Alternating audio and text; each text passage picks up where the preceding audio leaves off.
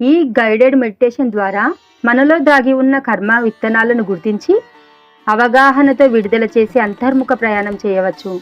మన కర్మకు కారణం మన అజ్ఞానం, అహంకారం, బంధం. ధ్యానం ద్వారా మన భావాలను గమనించి అంగీకరించి ఆసక్తితో చూడగలిగితే కర్మలు దగ్ధమవుతాయి. మన పురాతన జ్ఞానంలో కూడా ఇదే భావం చెప్పబడింది. భగవద్గీతలో చెప్పినట్లు ఫలంపై బంధం లేకుండా జీవించడమే విముక్తికి మార్గం. ఇప్పుడు మనం చేయబోయే ధ్యానం ద్వారా పాత బాధలను విడుదల చేయగలరు, పశ్చాత్తాపాన్ని కరిగించగలరు, లోపల శాంతిని అనుభవించగలరు, కర్మచక్రాన్ని బలహీనపరచగలరు. ఇప్పుడు ప్రశాంతమైన ప్రదేశంలో నిటారుగా కూర్చోండి. వేళ్ళల్లో వేలు వేసుకోండి. కళ్ళను మెల్లగా మూసుకోండి. శ్వాస మీద ధ్యాస.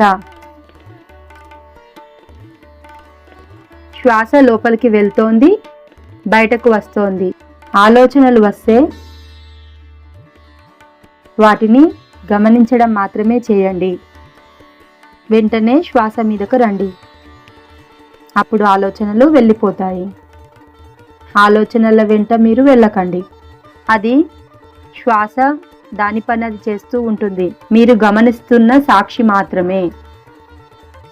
మనలో ఈ జన్మలో మాత్రమే కాదు, గత జన్మల నుంచి కూడా కర్మలు వెంటాడుతున్నాయి. ప్రతి సమస్యల వెనుక దాగిన ఫలితాలు ఏదో ఒక పాత సందర్భం నుంచి మిగిలిపోయిన విత్తనాలు మాత్రమే.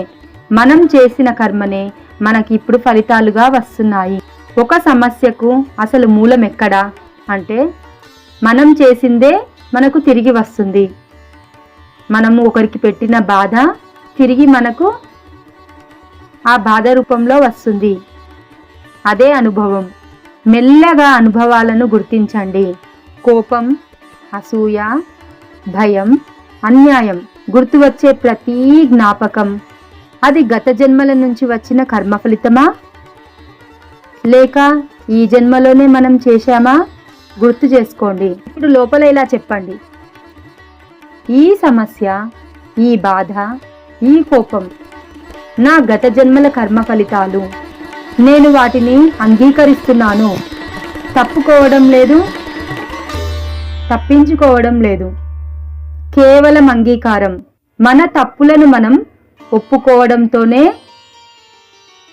కర్మ బలహీనపడుతుంది.